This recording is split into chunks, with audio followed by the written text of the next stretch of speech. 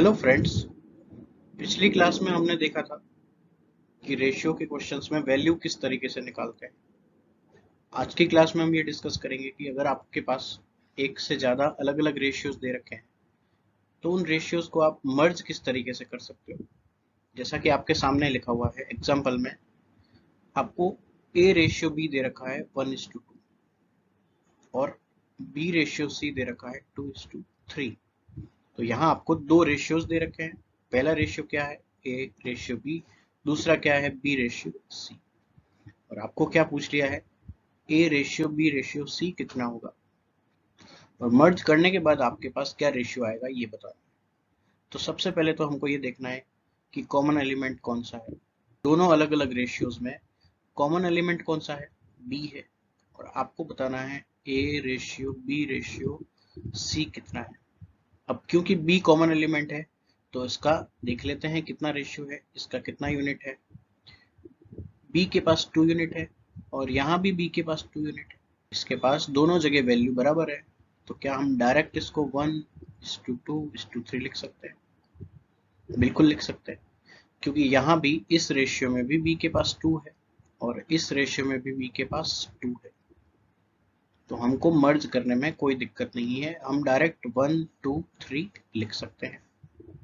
क्या कारण था डायरेक्ट लिखने का, क्योंकि बी के पास यहाँ 2 है और यहाँ भी 2 है, इसलिए हम डायरेक्ट लिख पाए। अब एक और एग्जांपल लेते हैं। मान लीजिए ए रेशियो बी आपको दे रखा है 1:2 और बी रेशियो सी दे रखा है 3:4। अब आपको पूछा है A ratio B ratio C. अभी भी आपका कॉमन एलिमेंट कौन सा है, बी है। पहले रेशियो में भी बी है और दूसरे में भी बी है, इसलिए कॉमन एलिमेंट कौन सा हो गया, बी हो गया। तो एक रेशियो में तो बी की वैल्यू 2 है, दूसरे रेशियो में बी की वैल्यू 3 है। तब जब आपको A ratio B ratio C लिखना होगा तो आप बी को कौन सी वैल्यू दोगे, कौन सा यूनिट दोगे, 2 दोगे या 3 दोगे? बी तो एक ही बार लिखना है और यहाँ भी आपको एक ही नंबर लिखना है, दो तो लिख नहीं सकते। ऐसी स्थिति में आपको क्या करना है, जो कॉमन एलिमेंट है उसको बराबर बनाना होगा। कॉमन एलिमेंट को बराबर बना दो। 2 को और 3 को बराबर बनाने का क्या मतलब है, कभी भी किसी भी नंबर को, दो नंबर हो चाहे 3 हो चाहे कितने भी हैं, उनको बराबर बनाने का मतलब है उनका एलसीएम ले लो।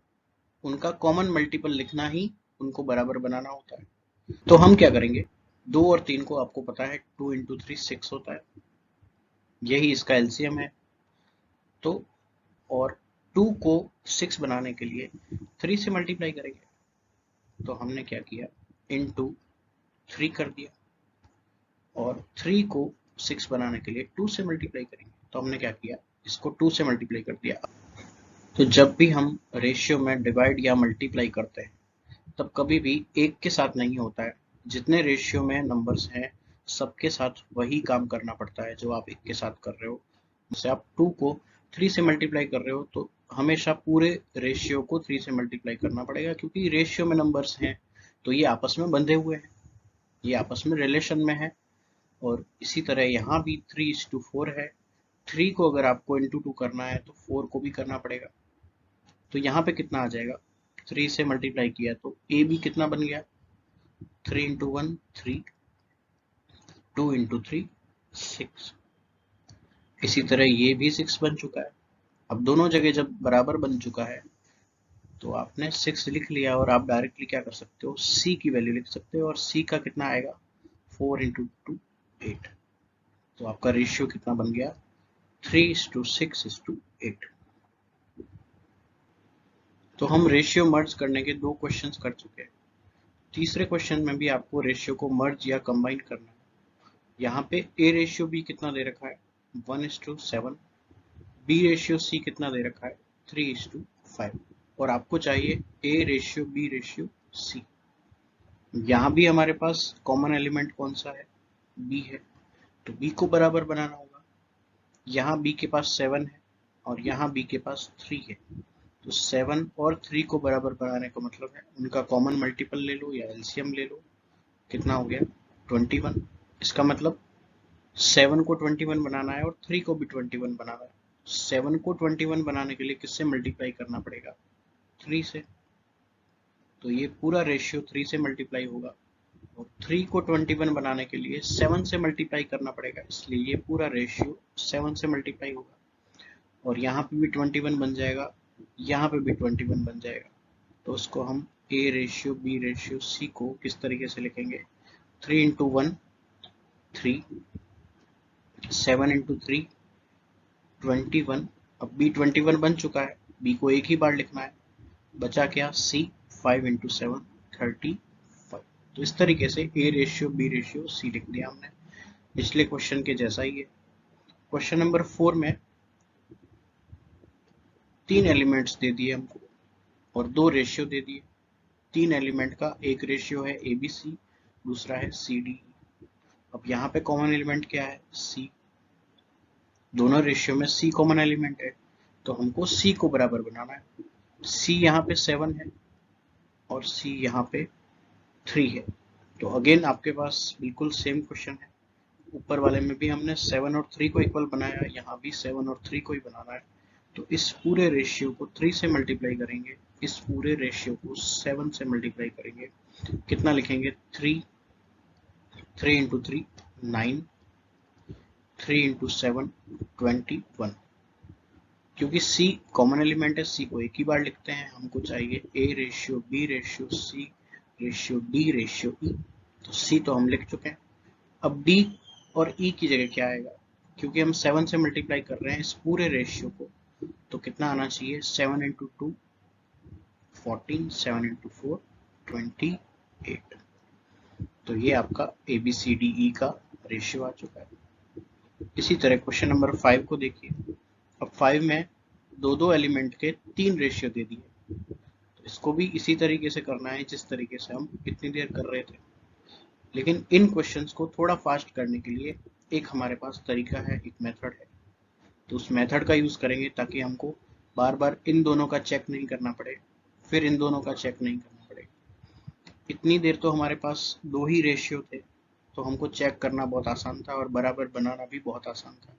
यहाँ पे भी बराबर बनाना इतना मुश्किल नहीं है, लेकिन थोड़ा सा टाइम टेकिंग हो सकता है आपके लिए। इसलिए एक तरीका बताते हैं, एक मेथड बताते हैं, उसको यूज करोगे तो आपको थोड़ा सा टाइम कम लगेगा। हमको चाहिए A ratio B ratio C ratio D। तो आपको A के नीचे A लिखना है, B के नीचे B के पास जो है वो लिखना है, C के नीचे C के पास जो है वो लिखना है। किस तरीके से लिखना है देख लीजिए। A रेशियो B 1:2 लिख दिया। अब B रेशियो C लिखना है आपको, तो B के नीचे B आएगा, कितना है B यहाँ पे? 3, तो B के नीचे 3 लिख दिया, C के नीचे 2। अब अगेन C और D में C के नीचे आपको लिखना है कितना? जितना C के नीचे है 7, और D के नीचे 2। इस तरीके से लिख दिया, और जहां जहां हमको खाली स्पेस मिलते हैं वहां वहां हमको किसको बिठाना है? पड़ोसी को बिठाना है। अब इतने खाली स्पेस हमको मिले हैं, अब इन खाली स्पेस के अंदर जो भी नियरेस्ट पड़ोसी है वो बैठ जाएगा। अब यहाँ 2 खाली स्पेस है, नियरेस्ट कौन है? 2 है, तो इन दोनों जगह पे 2 बैठेगा। यहाँ खाली स्पेस है, नियरेस्ट कौन है? 2 है, तो 2 बैठेगा। यहाँ खाली स्पेस है, नियरेस्ट कौन है? तो 3 बैठ जाएगा। और यहाँ दोनों जगह खाली स्पेस है, तो नियरेस्ट कौन है? 7।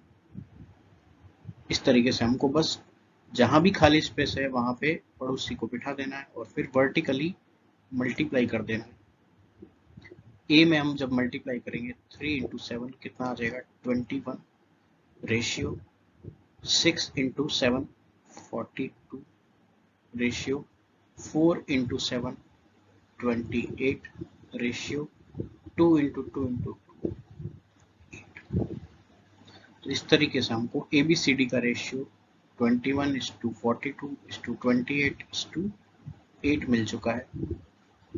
और हमने ये सीख लिया कि अगर 2 से ज़्यादा रेशियोज दिए गए हों तो मर्ज किस तरीके से करना है। हो सकता है आपको एक DE भी दे रखा हो सकता है EF भी दे रखा हो, तो इस तरीके से करने पे थोड़ा सा हम फास्ट कर सकते हैं।